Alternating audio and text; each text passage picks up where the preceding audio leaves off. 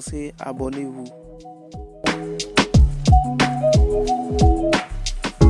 16. Le naturel est un type du spirituel, c'est de dire que le choix d'une épouse dans le monde naturel détermine son choix dans le monde spirituel, c'est le naturel qui est un type du spirituel. 64 donc, Josaphat, quand il est descendu là-bas, alors cette grande alliance a été faite, ce qui n'a pas plu à Dieu.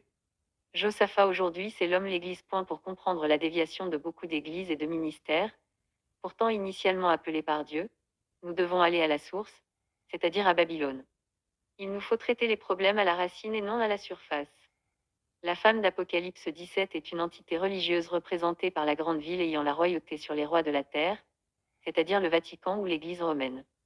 La Bible dit qu'elle a réussi à enivrer tous les rois de la terre. Pour séduire les serviteurs de Dieu, cette femme leur a fait boire le vin de la débauche contenu dans sa coupe d'or. Puis un des 7 anges qui tenait les 7 coupes vint, et il m'adressa la parole en disant, « Viens, je te montrerai le jugement de la grande prostituée qui est assise sur les grandes eaux.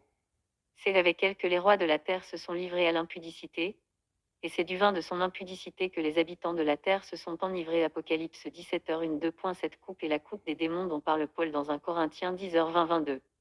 Jézabel se sert de son vin de débauche pour amener les assemblées qu'elle veut détruire dans les profondeurs de Satan. Ce vin enivre les serviteurs de Dieu et les aveugle complètement au point de les éloigner du Seigneur. Il représente les fausses doctrines et le péché qui a pris place au sein de la majorité des églises. La doctrine de Jézabel minimise l'enseignement sur la croix et introduit un évangile humaniste où l'homme est au centre de tout. Tous les enseignements basés sur la foi en Dieu, la sanctification, l'amour pour la vérité ou encore la repentance sont rejetés. Malgré l'ordre du roi, Daniel tint bon et refut de boire le vin de Nebuchadnezzar car il craignait davantage y avait que les hommes. Daniel n'accepte pas ce vin car en le buvant il se serait souillé en adorant des faux dieux ou encore des démons.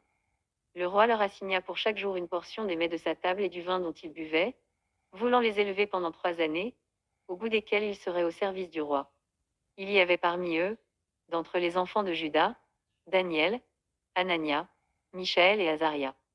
Le chef des eunuques leur donna des noms, à Daniel celui de Belchatsar, à Anania celui de Shadrach, à Michaël celui de Meshach et à Azaria celui d'Abednego.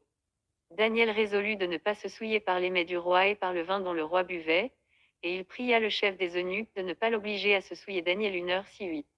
Ce vin peut aussi représenter le matérialisme qui séduit de plus en plus les dirigeants chrétiens.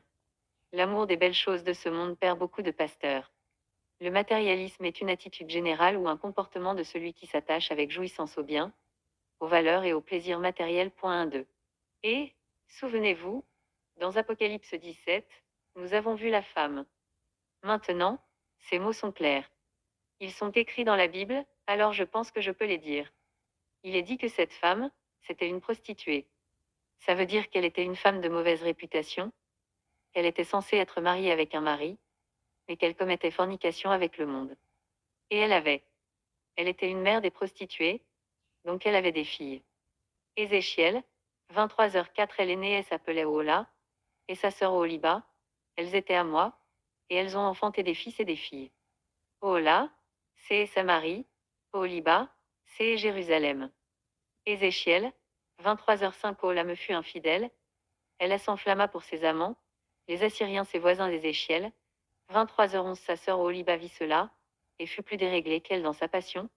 Ses prostitutions dépassèrent celles de sa sœur, ce sont les églises protestantes. Sœur.